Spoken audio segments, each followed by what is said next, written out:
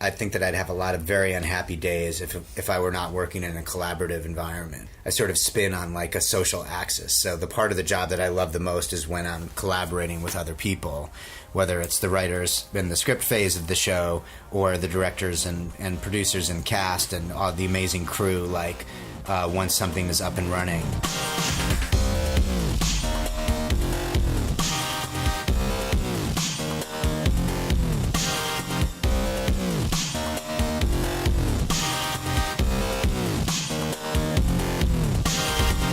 You're listening to Inside Acting, a podcast dedicated to demystifying the inner and outer game of success in the entertainment industry. I'm Trevor Algott. And I'm AJ Meyer, and in episode 312, we have part one of my interview with none other than the prolific powerhouse that is Damon Lindelof. That's right. You heard me right.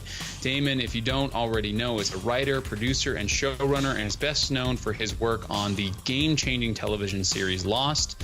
He also is the showrunner on HBO's The Leftovers and the upcoming Watchmen, as well as helping to create and write the current Star Trek reboot films. In part one, we discussed Damon's early influences growing up in New Jersey, what he learned in film school at NYU, at Tisch there, the major differences between film and television from the perspective of the writer, and hear about the challenges behind producing a television epic like Lost.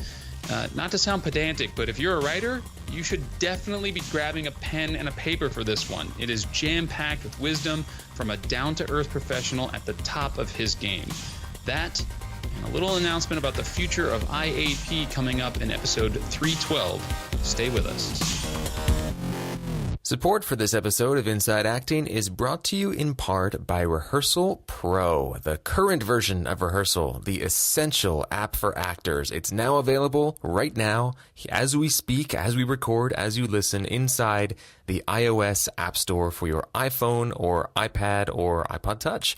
If you want to learn your lines, be off book for your auditions, explore your character, make stronger, bolder choices, and do a bunch more cool stuff that's going to help you book the office time and time again, go to rehearsal.pro/IAP right now, where you can learn all about the kick-ass, awesome, amazing, totally useful new features in this newest version of Rehearsal, the groundbreaking, absolutely essential app designed by actors for actors. You will not regret it. Go now. Rehearsal.pro/IAP.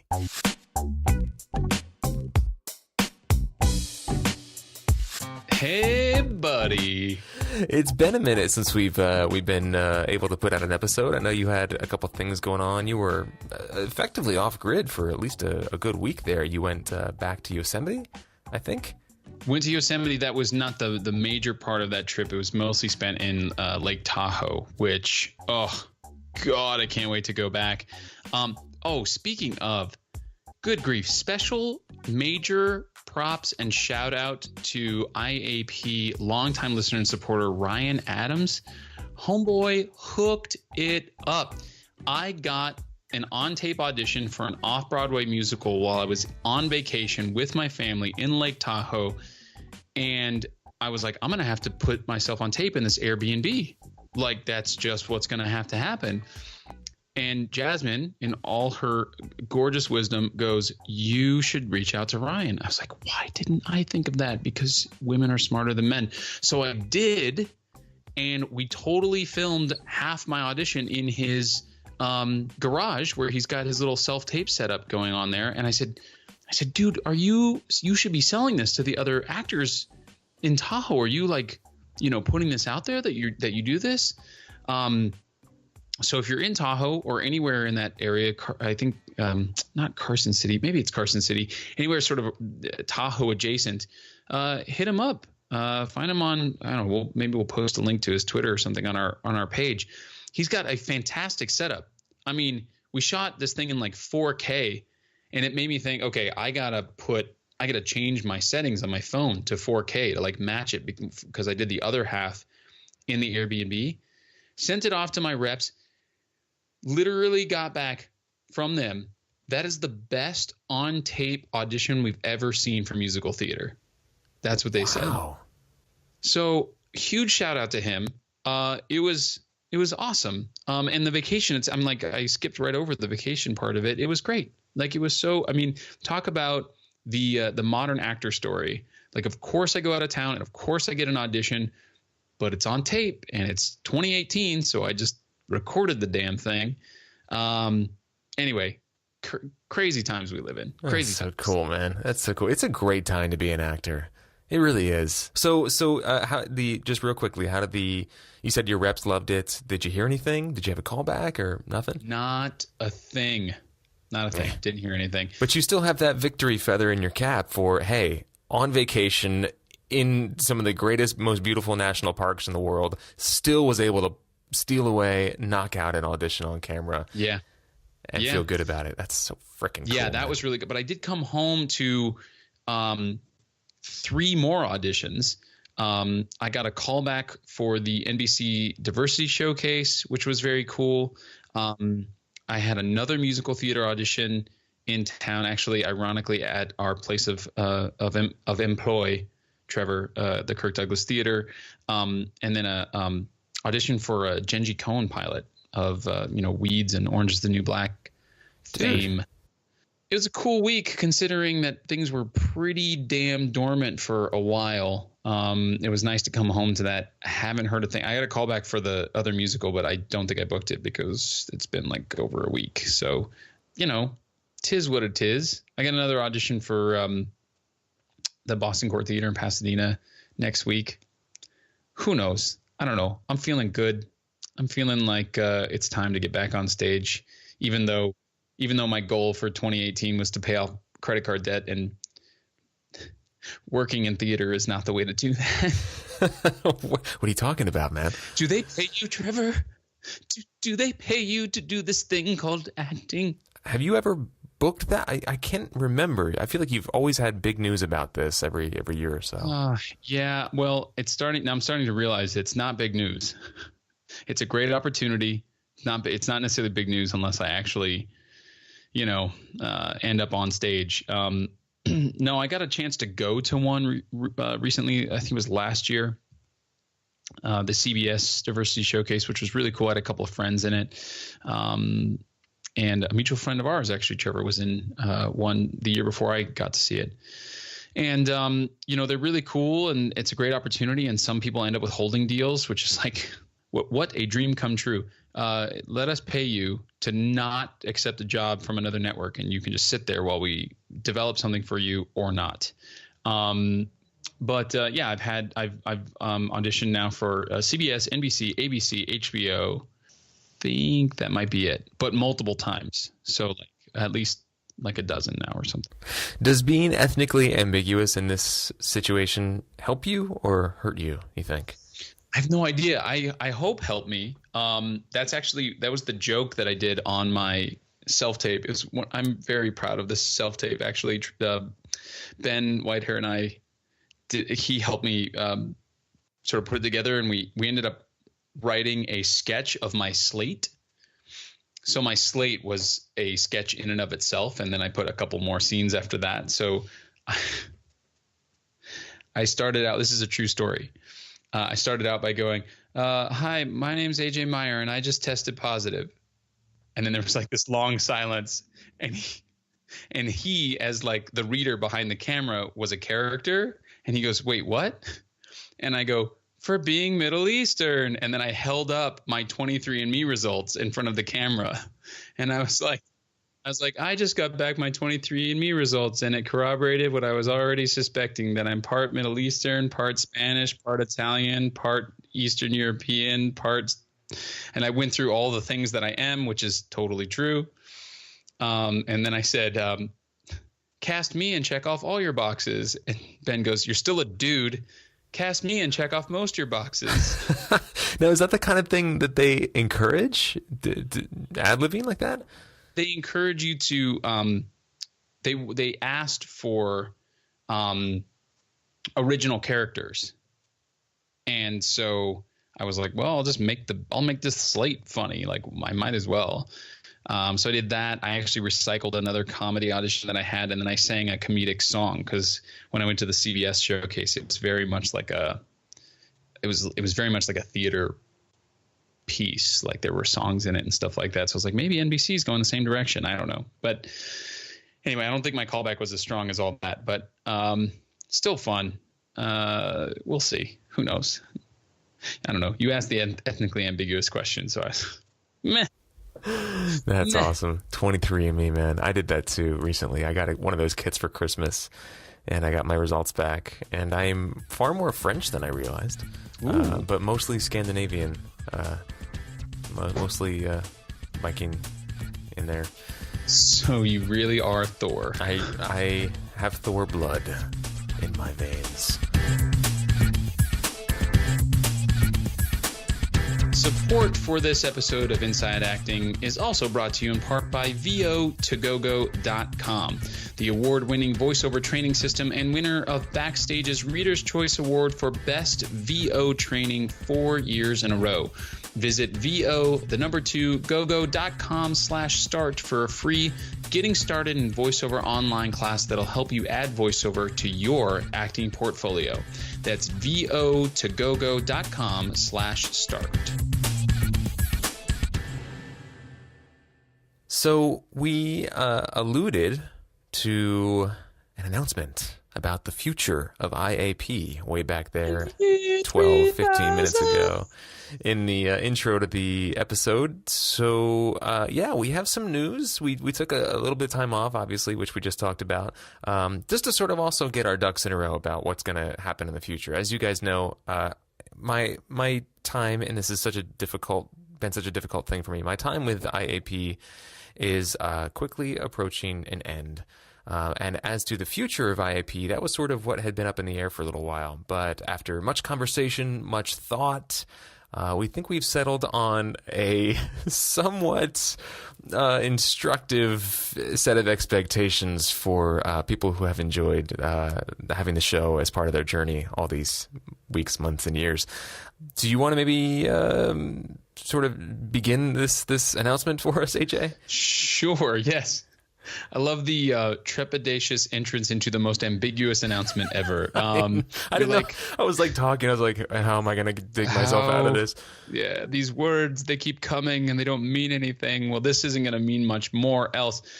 So Damon Lindelof is the last interview that we have in the can, or lined up, if you will, for the foreseeable future. And in terms of the era of inside acting that has been so dutifully helmed by Trevor Algatt. So we have part 1 today, part 2 next week, and then we will have our farewell to Trevor and farewell for now episode. So essentially 3 more episodes, part 1, part 2, and then a farewell episode. So episode 312, 313, 314, I can count. Shut up. Episode 314 will be our sort of signing off for now. The podcast will then go on a hiatus for an undisclosed amount of time while we sort of reboot, revamp, figure out what it's going to look like. And when it returns with sort of me solo at the wheel, it will most assuredly look different.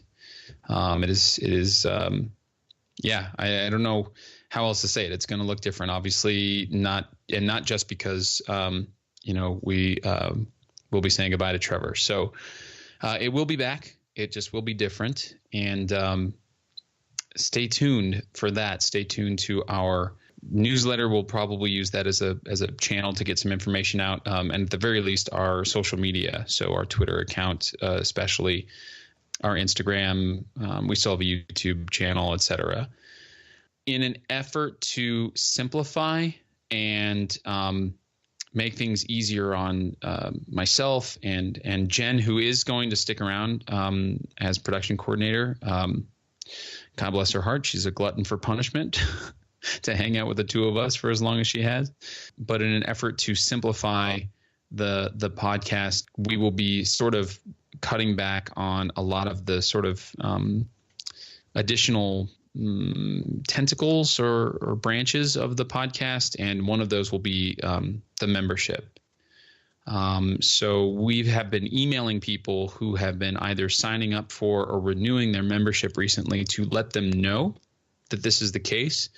Most people have elected to, get a refund on their most recent re-up, but some people, through the kindness of their heart and their generosity, have decided to essentially allow the podcast to keep the money so that we can put it into the podcast and keep it online. Because no matter what happens, it costs at least some money to publish, produce, post this thing week after week. So we really appreciate that. It's a very humbling thing still to this day, even after years of taking listener donations in some way, shape, or form. And neither one of us has really made, a dime off of that, other than to, pay for maybe our time in editing or producing, or maybe a tank of gas to get to and from a bunch of interviews that were across Los Angeles. So it's all gone back into the podcast all these years. And so for those of you who have, asked for your money back, no hard feelings whatsoever. Makes complete sense. You're not necessarily getting the value that you thought from that. And for those of you who are sort of allowing us to continue the podcast with your donation, that's also very generous of you. And just a special announcement, or a special word, rather, to those of you who have been in the membership at any point, either from the beginning or joining later. And I'm sure Trevor will have a lot to say about this as well. We just want to say thank you. It's been such a beautiful community in there. I've really enjoyed connecting with listeners in an even deeper manner, and learning more about them and what people's hopes and dreams and wishes and fears and have been. We went through an entire cycle of the Artist Way in the membership. So people really got to know each other and really got deep with one another, and that's a beautiful thing. And this community is what is inspiring me to want to keep going in some fashion. So I'm very grateful for that. And I know I'm going to turn the mic over to you, Trev, because I know that you probably have a lot to say about that aspect, especially when it comes to the membership. Yeah, well, amen to everything you just said. I enjoyed the membership as well. I think it was a really fun time in the podcast's history. And I also really enjoyed getting to know people through the various conversations that we had over there. I think it proved to not be exactly what we had envisioned at the beginning for a number of reasons, but I'm really grateful that we had the opportunity to try it out. And I think there were a lot of things that happened in there that we can be really proud of. And I believe, if you just think this was a massive failure, you can feel free to message me offline. But I believe that there was some really valuable stuff that happened in there, and that we were able to exchange and add to people's lives and journeys. That said, I just want to get sort of concrete about some of the financial stuff, because we use PayPal to connect people to the podcast in a financial sense. And PayPal, as far as I know, does not have a feature to notify people when it is going to renew them for an annual or a monthly charge. It just sort of happens, as far as I can tell, and I haven't been able to find an option that will sort of give you a heads up that you're about to be charged again. So if you have been charged and you have not received an email from the IAP team for whatever reason, feel free to, number one, search your email, because every time that happens, I email people. And then secondly, if you didn't hear from us, just shoot us an email and let us know. We'll be very happy to find a win-win situation to make it all good. We definitely don't want there to be any hard feelings either way regarding your contributions to the podcast, because you guys really do keep this thing going. Literally, it would not be online without you.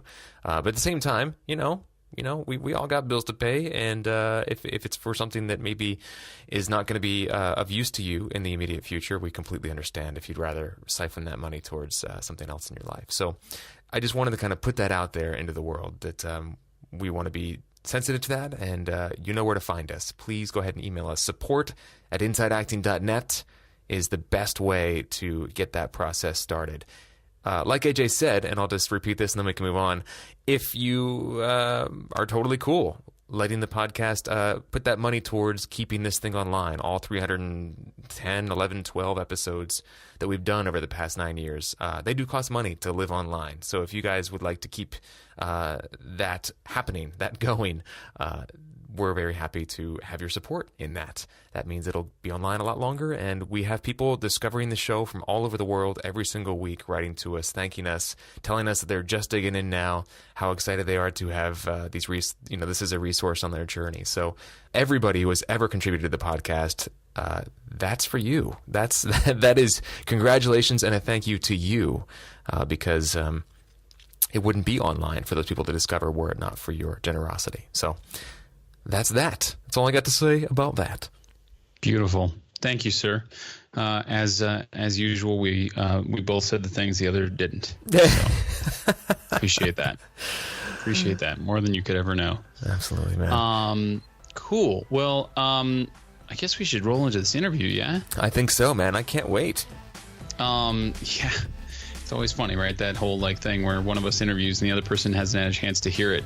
You're going to dig this, Trevor, because I know that, writing is something that you have and continue to explore.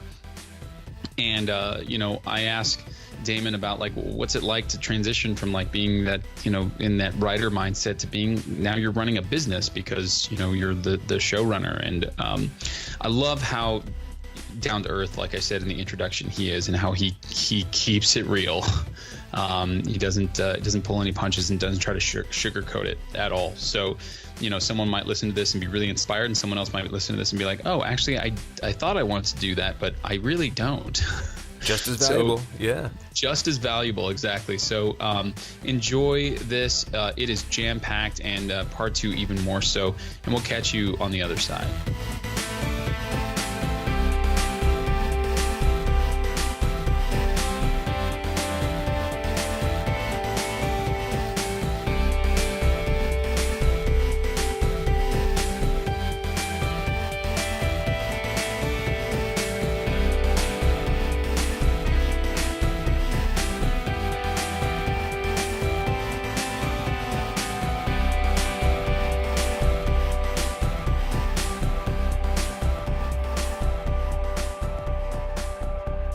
Hey everyone, this is AJ, and I am so excited to be sitting here with none other than Mr. Damon Lindelof. Damon is at least in part responsible for a lot of amazing film and television that you have probably consumed. TV shows such as Lost and The Leftovers, and films such as Prometheus and the new Star Trek reboots.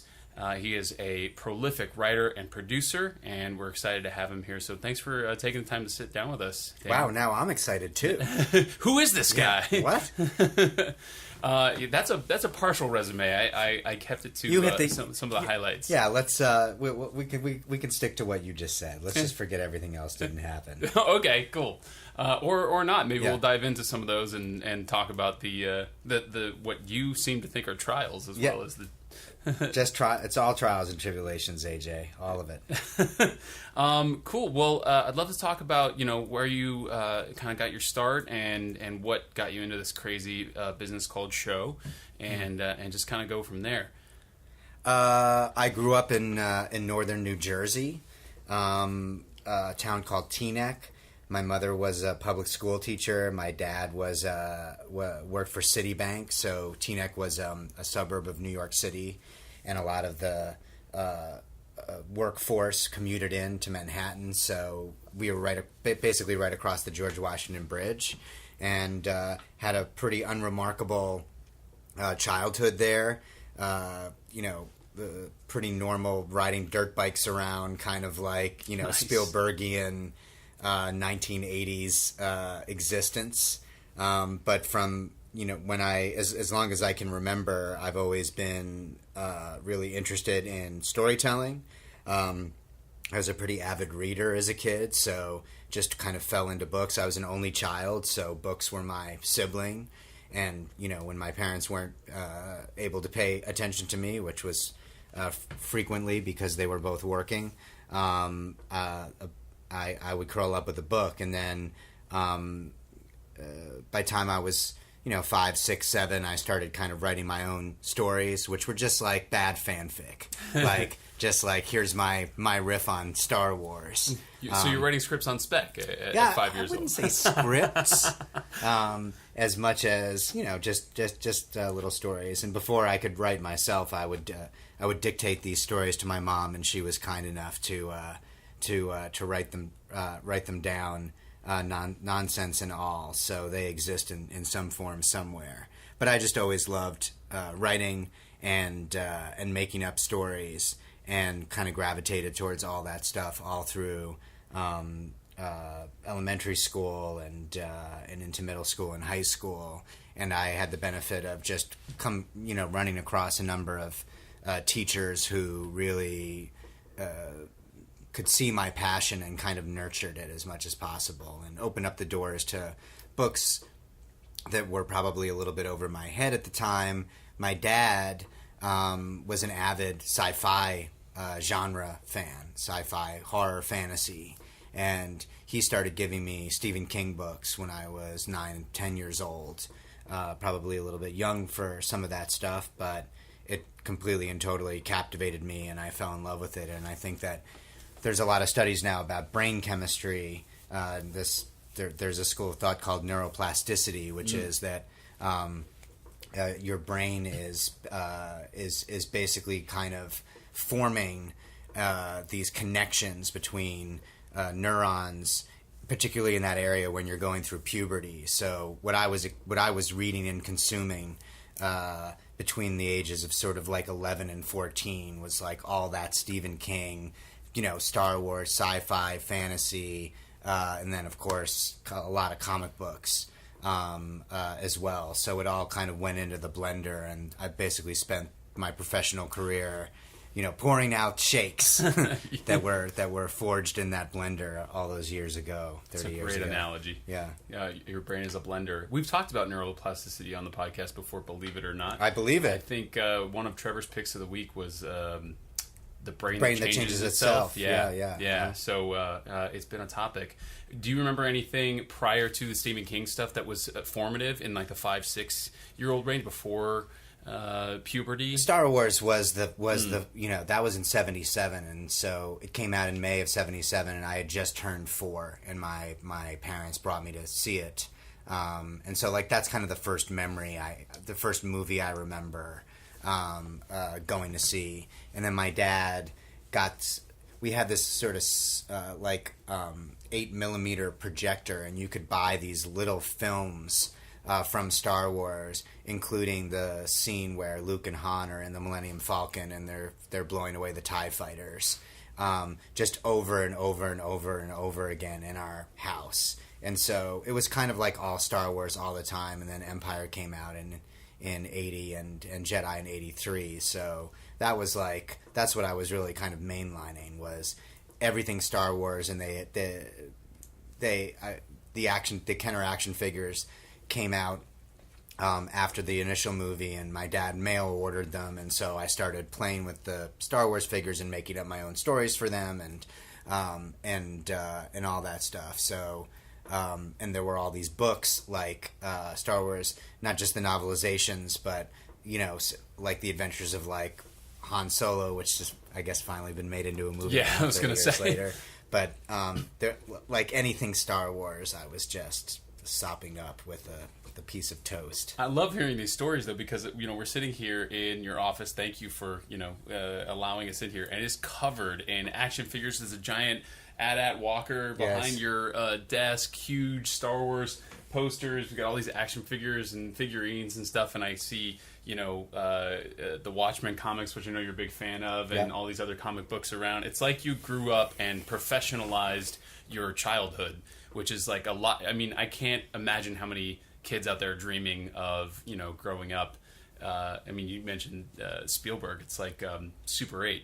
Yes. There's kids who want to like make a movie, and then they end up going on this this big adventure as a result of it. The unhealthy side of this coin is it's a little bit man-childy, but at the same time, I think kind of surrounding myself with the trophies of all the things that I love, it just makes me so happy to be in this environment, and it reminds me of how liberally I steal from all of those things.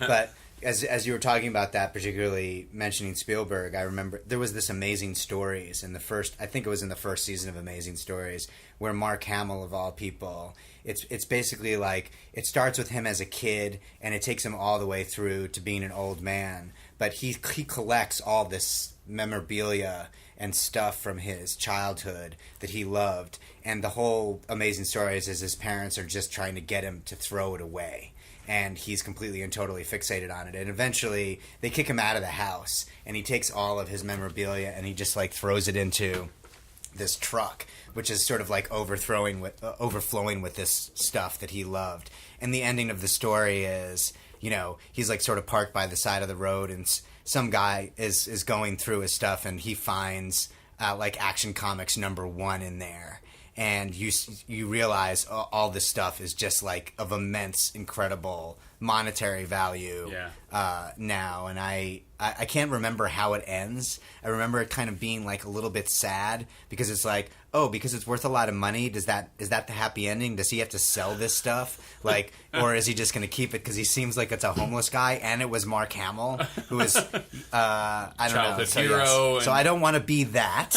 I don't want to be that. But the fact that I can now kind of make a living sort of reprocessing and remixing all this stuff is, people say I'm living my dream, and sometimes when I hear other people say that, I'm just like, yeah, good for you, buddy. But in my case, it's absolutely and totally the truth. Yeah, I feel like that trope is one that is explored a lot, though. I'm thinking of like Kenneth Lonergan's "This Is Our Youth." Yep. Where he at the end he's like got all these action figures and toys and stuff from his childhood, and he's trying to figure out if he's going to sell them for money and clean that up. No, it's 40-year-old virgin too. Yeah, exactly. That same thing. It comes up a lot. Well, we're sort of fast forwarding ahead, but you're married with a child now, right? Yes. So like you have some responsibilities. Like, yes. How old is? He's 11. He's 11. Yeah, so you kept a human child alive for 11 years. You have some responsibility. Largely because of my wife, yes. But I've helped on occasion. You have not been entirely irresponsible, is what I'm saying. No, that's true. I do grown-up things. I pay bills and taxes and try to be a good, productive member of society outside of making silly television shows and movies. Doing my best to be a grown-up, but I don't think that there's anything wrong with kind of Peter Panning to some degree. I mean, as long as you're doing the other stuff. Yeah. I don't ever want to lose my boyhood. Right. Well, and I think that's if people say you're living the dream, that's I think that's a big part of it. Is being able to have success, at least financially, and artistically, while doing what you love every day. Couldn't agree more. Do you feel like you do when you show up to the office every day that you're doing what you love, at least the majority of the time? Yeah. There are good days and there are bad days. Sometimes the job is really hard. Sometimes you get stuck, and it's not writer's block per se, because one of the great things about television is you just have to kind of keep the train moving. It never stops. But there's a lot of sleepless nights when something just isn't quite working and you don't know how to solve it yet. The drive into work is a long and sort of frustrating drive, and we're sitting in my office now, but it takes me about 90 seconds to walk down to the writer's room, and sometimes the worst feeling that I have is walking down there and I'm like, I have nothing to bring them today. Like, unfortunately they're all geniuses, so they can identify when I'm struggling, and then they step up and take control. And so I don't think that I think that I'd have a lot of very unhappy days if I were not working in a collaborative environment. Movies are a lot more like that, where you're isolated and alone. And I sort of spin on like a social axis. So the part of the job that I love the most is when I'm collaborating with other people, whether it's the writers in the script phase of the show or the directors and producers and cast and all the amazing crew, like once something is up and running. But in that period of just kind of like putting my fingers on the keyboard, if I don't know exactly what I'm about to write, it can be very unpleasant. I don't think I've ever heard anybody talk about the difference in the level of collaboration between film and television. Do you think that's just because of the writer's room, or do you think it extends out to other areas of production? I think both. I mean, the role of the writer is entirely different traditionally between television and movies, and so particularly in this era in which I became a professional television writer. So I think my first paid gig was in 97 or 98, somewhere around there. So I'm getting close to 20 years as a professional writer. But right around the time that was happening, the idea of the writer being king in TV, certainly, we were aware of the John Welleses of the world, or the David Milch and Stephen Bochcos. But in the ensuing 20 years, everybody who sort of came along, from JJ to Joss to Shonda Rhimes to Jill Soloway to Matt Weiner, like all of, and now too many amazing names to mention, but the idea of the writer is in charge of the television enterprise. In movies, the writers are totally interchangeable for the most part. It doesn't mean that they don't do a lot of really important work, but even for the biggest sort of like Marvel franchises, for example, if someone is a huge Marvel fan and they've seen every Marvel movie since Iron Man, if you ask them coming out of Infinity War, who wrote this movie, a super fan, they do not know the answer to that question. And that doesn't mean that the writers haven't contributed greatly. It just means that writers are completely and totally interchangeable in movies. And so I think that the collaboration is that the writer comes in and will get the script to a place where the director is either happy with it or moves it far enough down the field for them to be replaced by another writer. But the movies that I've worked on where I came in after other writers, like Prometheus, for example, this writer John Spates had written a great draft, and Fox was wanting to replace him. There's no other word for it. And I read his draft and I was like, this is a really good script. Kind of like, what is it that you guys are looking to do differently? And I think for them, it was just between them and Ridley, it was just like, well, what do you mean? This is just what we do. This is how it works. Like, but so by time most movies are finished, 5 or 6 or in the case of like something like Cowboys and Aliens, which I worked on for 4 weeks and ended up being, was a developed script over the course of 15 years. And we ended up sharing writer credit with like 7 other writers. But there were 7 writers who worked on Cowboys and Aliens that didn't get any credit. And so you're just taking, idea from column A and mixing it with, third act from column C. And so I think that when you kind of take that approach, I've always just said, wouldn't it be cool in movies to just say, these are the 4 writers that we want to have work on it. This guy is strong on story. This woman is really comedic. This writing team is like super strong on action. Let's just put them all in a room together and they'll just write the script collaboratively versus this kind of like relay race of I hand the baton to you and then John Spates and I never would have spoken if I hadn't called him or written him an email saying, hey, they've now hired me to take your script and it's awkward, but I kind of want to talk to you about what I'm going to do because we might end up sharing a writing credit and it'd be very weird for us to run into each other at the premiere, never having spoken or met. But that's just the way that the system is set up. So you would love to see it take some of the cues from the television world and sort of function in that way, like have a collaborative, like a writer's room, but for film. Right, but but that's very pie in the sky, because the only way that a writer's room actually functions is if someone is basically sitting at the head of the table and they're the foreman of the jury, you know, and maybe that's the wrong analogy, because the foreman is just a juror who is going to be speaking on behalf of the jury, but their vote doesn't count for anybody anymore. But someone has to be the decision maker in that room, or else you're going to have 4 different egos sort of battling out for what the best idea is. And I would say the only way to make it work is to put the director in that room, because the director is going to be the auteur of the film. But if they're there, ultimately the script is in service of what the director's vision is. That's the way that movies traditionally work, and work best, in my opinion.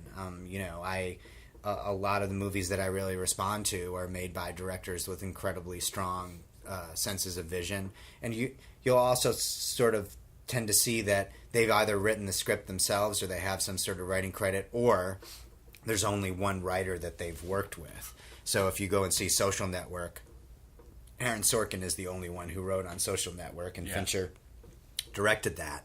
But I think that if you put 4 A-list screenwriters in a room together and asked them to collaborate, they'd be down for the idea, but they'd want to know who was in charge. Right. Who's the one who's saying, yes, we're doing that. Huh. That's interesting. The sort of who's going to be the person that corrals all the egos. I think about, I'm a big sports fan, mostly hockey, and I think about that when it comes to like the coaches. Like that seems to be like one of their biggest one of a coach's biggest challenges in professional sports these days seems to be like just making sure that they're massaging the egos in the right way so that the team actually works.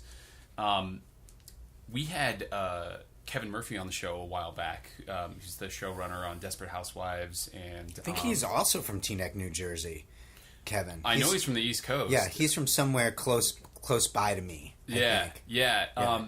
It just reminded me something that he said on the show. I'd love to get your thoughts on it. That I thought was really fascinating was because you were talking about the foreman, even though you said it wasn't a perfect analogy. The foreman analogy. He was talking about how like in this era of television, especially, when a writer with a really good idea writes, a talented writer writes a good script and sort of brings this IP to the table, all of a sudden they often in this era get asked to be the showrunner. They get asked to be that foreman, and now all of a sudden this person who, I forget how he put it. He said, this is a person who used to sit in their underwear alone in a room and write, is now like the head of a company called whatever that TV and you're not show allowed is. to wear your underwear. And you're not allowed to wear well, your you're allowed to wear it, but you have to wear stuff over. Yeah. And that's a good thing. So I'm wondering just in your experience, we have you sitting here, what has that been like for you? Did you feel prepared when you were put into the position of like now you're EP, or you're running the show, or you're the head of that writer's room table? Completely and totally unprepared. I mean, I definitely feel like I was prepared to come up with stories and write scripts. Like that didn't come easy. I had a lot of experience, so I was I spent 5 years in other showrunners' writers' rooms before I had to run my own. So I felt like I understand how this works. Unfortunately, Carlton Cuse, who I ended up partnering with on Lost, was my first mentor. He hired me on Nash Bridges, which was in its final season, and basically showed me how a writer's room is supposed to work. And then my job after Nash Bridges was on this NBC show called Crossing Jordan, also run by a pro, this guy Tim Kring, who had cut his teeth on a show called Providence. And although Crossing Jordan was the first show that he was running, he just knew what he was doing. So they were very great learning environments for me. But that's not show running. And so when JJ and I met in 2004, he had run both Felicity and I think the first 2 seasons of Alias, I think Alias might have been in its 3rd year or halfway through its 3rd season at around the time that he and I met. And he said to me when we were first working on the Lost pilot, just so you know, you're going to run this show because I'm not, I've got Alias and I kind of want to go and direct movies. And halfway through the editing process of Lost, I came in one Sunday because we had to edit it very quickly. I came into the editing room and Tom Cruise was just sitting in the editing room next to JJ. And JJ was like, "Hey, Damon, this is Tom." And I was like, "Hi, Tom." Hello. Yeah, right. But in that moment, I realized, JJ's serious. He is not, Tom Cruise is not here to hang out on a Sunday because he just wants to see how the Lost cut is coming along. JJ's going to go off and do something with Tom Cruise. And lo and behold, JJ got Mission Impossible 3. And so suddenly Lost got picked up. And we were all in New York in the middle of May. And I was running the show. And so we had shot this pilot in record speed. And they ordered 12 more episodes of Lost, and we had to be back in production in mid-July. And we had a group of writers a great group of writers that had been working while the pilot was being shot. But the production, the magnitude of the production, the fact that we were shooting the show in Hawaii with an incredibly massive cast, that the show was expensive, that the show was genre, that the show was heavily serialized, just going in and managing the writing of those first kind of 6 episodes or 7 episodes, just writing them and figuring out what an episode of Lost was and how we could produce it for a navigable fee, and working with Jack Bender, who came on to direct. And so going back and forth, commuting between LA and Hawaii, that was basically July through October for me. And I was not only completely and totally ill-prepared, but I was going to quit, and in fact tried to quit multiple times, not for the purposes of telling a funny anecdote, but legitimately said to JJ, I'm quitting to you. And he said, what can I do to change your mind? And I said, I need a partner. This job is just too big. Whether or not I know how to do it or I'm capable of doing it, I was 30, maybe 30. I think I just turned 31 actually. And so I was just emotionally unequipped. And also when you're show running, you actually have to have knowledge of business, how budgets work, and the really hard part, management. The hardest part of this job to this day, I've been doing it now. I'm 45, so I've been show running now for 15 years, is firing people. And you're going to have to do it. It's the worst part. And I was just basically I'm going to come in and I'm not going to fire anybody. Everybody's just going to work out great. Everybody, I'm going to be so good at hiring people that I'll never have to fire people. And so and again, cry me a river, but the emotional stress of firing someone, of doing that Moneyball thing where you bring them into your office and you're like, it's not working out, and this person has a family and they were really... Firing people who are assholes is easy because they kind of know. It's just dude, get out of here. Yeah. But most people are trying their best and it's just not working out. It's just not. They're just not getting it for whatever it is. Whether they're writers or they're working in the all those things. Even actors. On Lost, we were constantly bringing in new characters and stuff. And so to call someone up and say, we're killing off your character, it wasn't because the first guy that we killed off was this guy Ian Somerhalder, who was doing an amazing job. He was a great actor, such a good guy. And the show, it was we're doing the island show and the stakes are life and death. We're gonna have to kill one of these people. Who's it gonna be? And calling him and basically saying to him, we're killing you off, was one of the worst days of my life. And but again, what boo-hoo for me. What about Ian? Yeah. So that there's a cold sort of impersonality that is required to be a functional showrunner that flies in the opposition of what makes good writers good, which is that we're empathic and we're sensitive and we can look at people and say there is so much more to this human being than what they are just showing me, and and so all those things keep you up nights and nights and nights and nights when you have to like let the guillotine fall on their head. Yeah, they're antithetical skill sets. That's. And I'm still, now it's something that I realize I have to do, but it's not like someone said to me, it gets easier. It hasn't, It's like, it hasn't. And I'm not sure I want it to. Yeah. Wow. Yeah, That said, AJ, I'm going to have to let you go. Okay, all right. Well, it was nice meeting you. It's not because you didn't do a great job. Wow. Yeah. As soon as I leave here, I'm tweeting that I got fired by Damon Lindelof. That's going to be hilarious. I can't wait. I do love Moneyball though, because Jonah Hill is having that same struggle, and then Brad Pitt just like brings this guy into his office, and he's like, "Hey, we traded you to the Kansas City Royals. Go talk to Jim, clean out your locker, and thanks a lot for being in Oakland A." Like, and they're like, "That's it," and he's like, "Yep, that's it, Mr. Giambi." Yeah. It reminds me of that montage in Up in the Air. They're firing all those people at the beginning of the film, like, yeah, my God, and great actor. Like, I think J.K. Simmons gets fired in that movie. Like, just like these really amazing. I think you're right. They did a great job of casting that. I'm so glad I asked you that, because I feel like if we get any other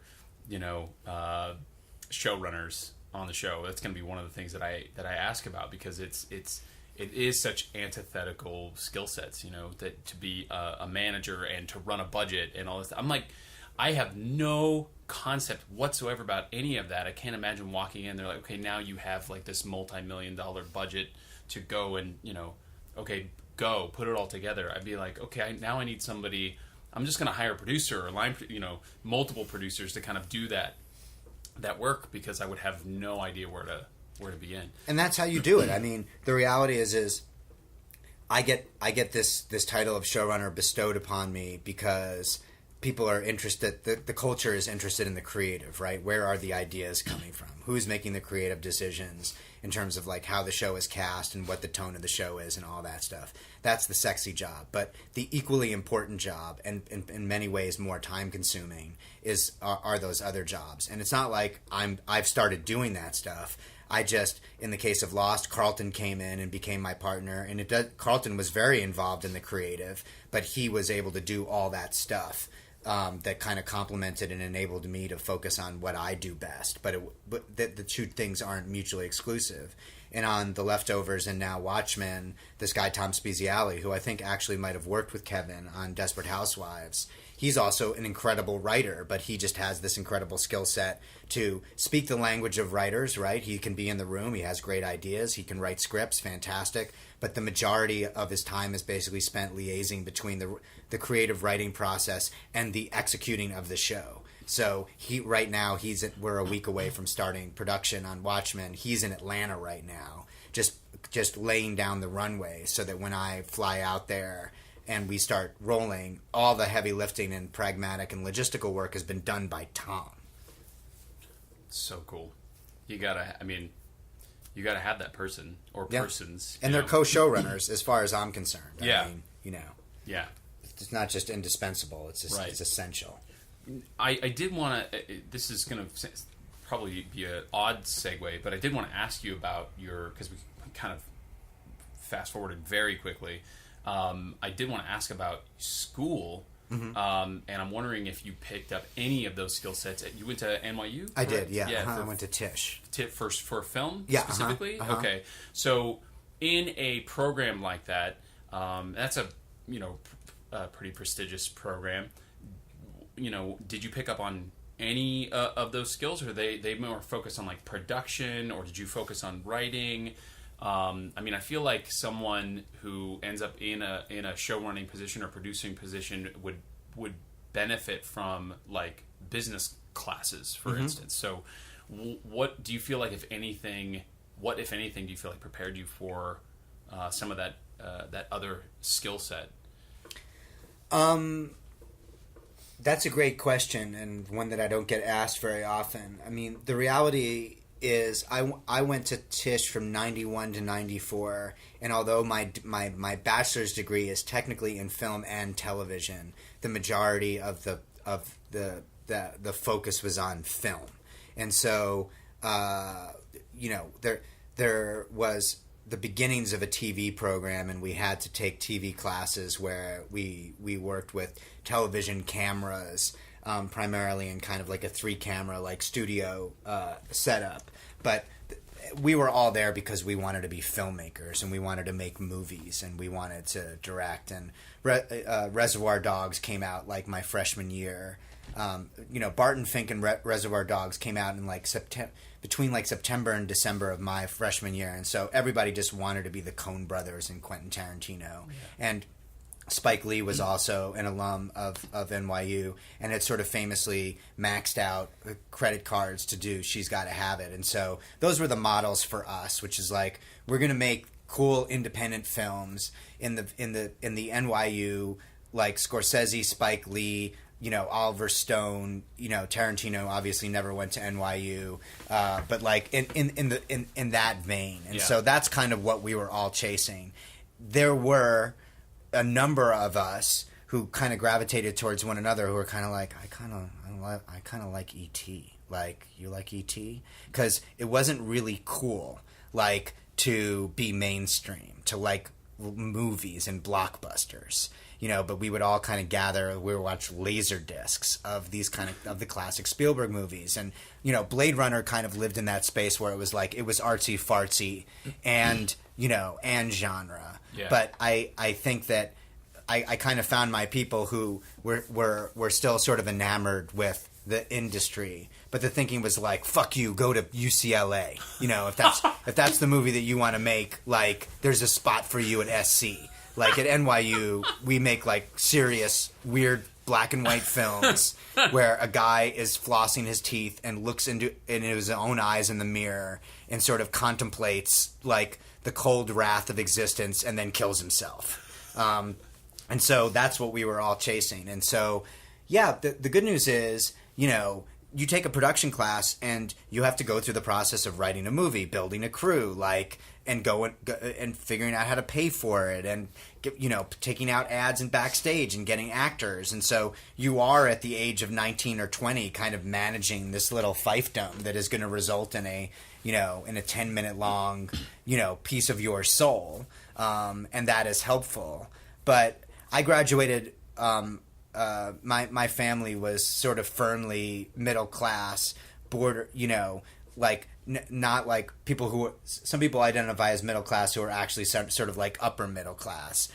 We had to take out my parents had to take out a mortgage on their home in order so that I could go to NYU, but the agreement was that I could only go for 3 years if I wanted to live in the city. Otherwise, I could commute from Jersey. And I was like, I'm not going to college if I can't go to college. So we agreed that that I would graduate in 3 years, and then I did a lot of work study and in order to achieve that. So I think that if I had done a 4th year at NYU, I probably it was in the curriculum, the questions that you're asking, sort of like more industry based business acumen.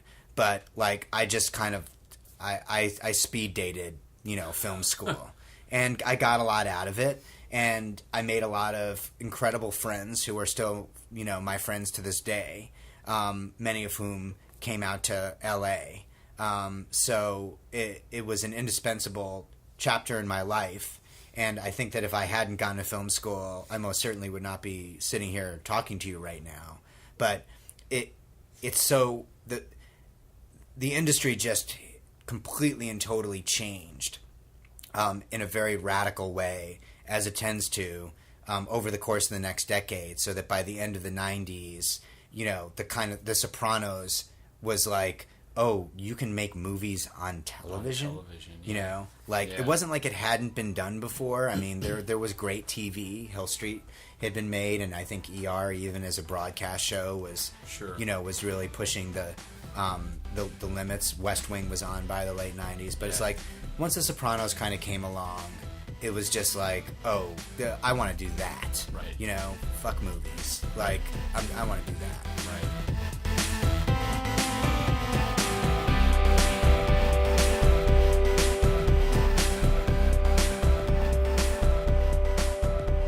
Hello, everyone, and welcome back. Hope you enjoyed part one of AJ's chat with Mr. Damon Lindelof.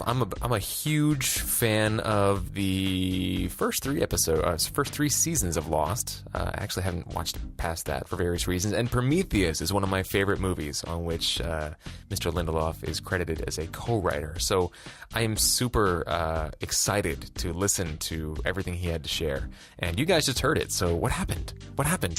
Tell me. Tell me, everyone, write to Trevor right now. Any big sort of aha debrief, sort of nuggetized wisdom that you want to highlight as a takeaway from this, AJ?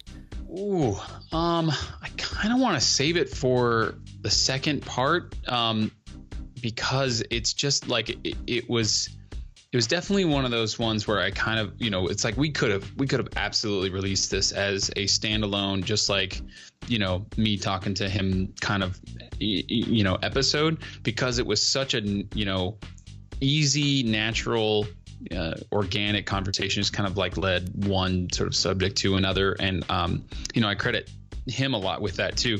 And then, you know, in part two, we go even deeper on like how things have changed over time. Anyway, it's just so, he's the kind of person who really, really digs storytelling and is really plugged into the people that are doing it really well and appreciative of it. I think that's the most important thing. I think the thing that came across that may not even come across in audio is like, you could see how much he appreciates, you know, he talks about The Sopranos and he talks about, you know, some of these other IPs. You can tell he appreciates the artistry and the work and the writing and all that goes behind that gets put behind something like that.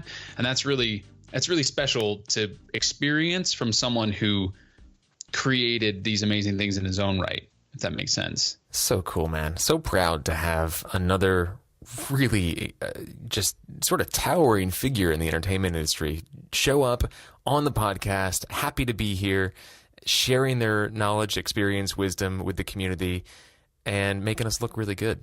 It's just so cool when you meet people like this and you're like, oh my God, they're the most generous, talented, smart, sweet people ever. That whole idea that, like, you know, what is it? Fame corrupts or something like that. I don't think that's really very true very often. It seems to be quite the opposite. At least it's been my experience on the podcast. It just amplifies whatever was already there, I feel like, you know, so like good people stay good people and not so good people, maybe it gets amplified, but he's one of the good ones. We were in his office for like over an hour and 15 and 20 minutes. So like talk about, I mean, this guy's about to like kick off what could potentially be, you know, one of the next major television hits. And he's sitting down with me and Jen in his office for an hour and 20 minutes. Like you gotta appreciate that generosity. That was very cool. Super cool. What is your pick of the week, my friend? So, total changing gears. My pick of the week, no, it's cool, man. My pick of the week is a book that I read recently. A couple weeks ago, I finished it. It's called Whole, WHOLE, as in Whole Foods, Whole, Rethinking the Science of Nutrition. It's by a guy named T. Colin Campbell. He is one of the co-authors of the China Study, which is one of the largest studies ever done on human nutrition in the history of ever. Really fascinating stuff. Whether you love his work or hate his work or think it's been debunked or whatever, I really made myself a sort of armchair nutritionist, student, whatever you want to call it, of nutrition and food and things like that. You guys know this. You know me. Anyway, this book was pretty eye-opening in that it really made a few things clear. And one of them was that nutrition is so unbelievably, infinitely complex that we will never, ever, ever, ever, ever understand it. Ever. We will never. When will we understand it, Trevor? Never, AJ. We will never, ever understand it. It is unbelievably complex. There are bazillions of variables that make a food behave one way in the body at one moment, and then the next moment it's completely different. And he goes into some depth about exactly what some of these variables are, but he does it only to illustrate that it's just not. It's a fool's errand to try and break down how an apple actually gets used by the body. And then he also talks about a lot about the sort of what he calls the disease care system rather than healthcare system in our country, the disease care system, and really how shoddily put together some of these nutritional studies are, and the damage that reductionist approaches to nutrition does. Like the fact that you can say, oh, I'm going to eat carrots because they have this vitamin which improves my eyesight. That's like some of the most asinine reasoning in the world. And all these little clickbaity headlines that are out there, dark chocolate cures cancer, red wine is good for you, and all these things, it's like they're all based on pretty much nothing. And if they make some crazy bold claim like, I don't know, saturated fat is good for you, follow the money. Follow the money. See who funded that study, because most of the information coming out of the nutrition sector right now is the product of a really poorly constructed study that is and or also funded by the very industries that want to have a favorable outcome. And so really what it comes down to, I mean, you guys can probably tell where this is going because you know me. What it comes down to is eat whole foods, mostly plants, not too much. And just all that other noise out there, just forget about it. Take a break from eating every once in a while, a la Brad Pilon, intermittent fasting. Center your diet around whole foods, plant-based. Go easy on the salt, oil, and refined sugar. You know, I'm a big fan of high-carb, low-fat, but I know that's not for everybody. But this book was really eye-opening. So in summary, and then I'll stop talking, if you have any curiosity whatsoever about this stuff, especially how the industry shapes our perception of food and nutrition, this is a really fascinating deep dive. He's a bitter man. At least he shows up that way in this book. So be ready for some of that. But the dude knows his stuff. You know, he's like pushing 90. He's been around the block a few times. He knows what he's talking about. So I really enjoyed the book. I think it's if you eat food, this is something that should be on the top of your reading list. Wow. If you eat food. Yeah. I have a few books that fall into that category. If you eat food, you need to read this. And this is definitely one of them. So Whole, Rethinking the Science of Nutrition by T. Colin Campbell. That's my pick of the week. Your pick of the week looks cool. Yeah, I guess you don't have to consume it if you eat food. It's sort of up to you.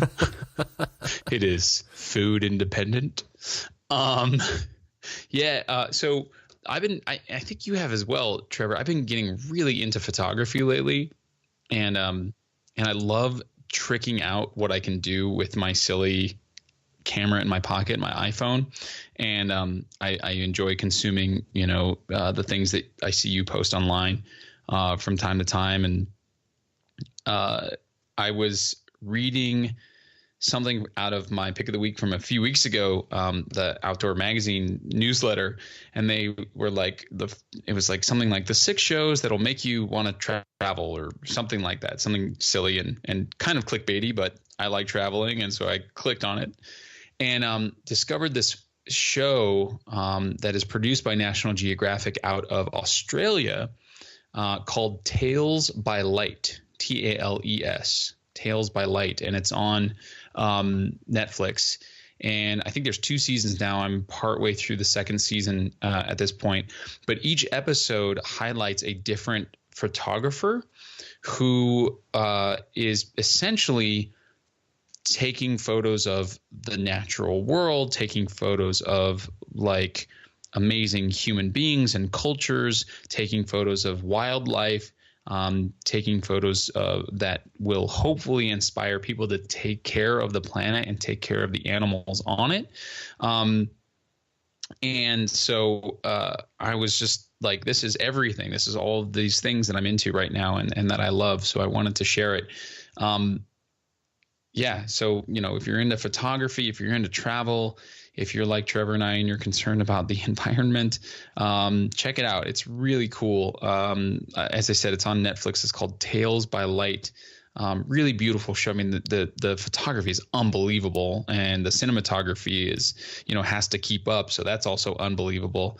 It's really cool. It's like watching Planet Earth, but focused on like the photography aspect of it, kind of thing. I mean, you got guys like swimming with whales.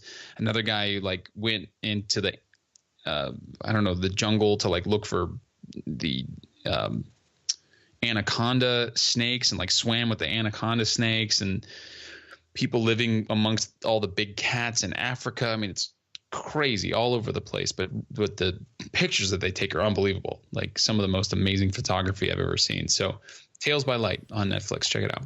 Oh, it looks so cool. It looks really cool. I'm looking at the website here right now, and I want to click on all these videos, like video clips. Here's one that says, "Are sharks like dogs?" I'm fascinated by sharks, and I love dogs. Let's click on that. Everybody, hold on. No, I can't wait to check this out. Rock on, man. Good find. Yeah, it's a good show. Score. And it's on Netflix, so super bonus. All right. So that is Whole, Rethinking the Science of Nutrition by T. Colin Campbell. Link to find that on Amazon is on our website. And Tales by Light, a National Geographic show, a Nat Geo show, also available on Netflix, all about photographing the natural world. I'm excited to check that out. Anything else before we get out of here? No, sir. It's jam-packed episode. It's probably going to be a long one. Yeah. All right. So, guys, thank you for listening. Today's episode of Inside Acting was, of course, produced and hosted by yours truly and AJ Meyer with, as always, stellar production help from the one and only Jen Levin. Jen did a special shout out again to Jen. She is the one who sourced this interview and made it happen. So definitely big shout out to her. You can visit us online at insideacting.net. You can sign up for our email dispatch. Again, we may distribute future information about the future of the podcast through that path. So if you want to stay informed about what's next, sign up for our email dispatch. You can find all of our episodes there. And of course, we're on social media and pretty much wherever else you get your podcasts. Rock on. You guys can continue, if you'd like, to directly support the podcast with either a one-time financial contribution or ongoing monthly. Hey, if you feel called to, we'll take it. Just visit us at insideacting.net to learn all about those options. And that is it for a jam-packed episode 312. Thank you so much for listening. We'll see you next week. And until then, embrace your inner Peter Pan.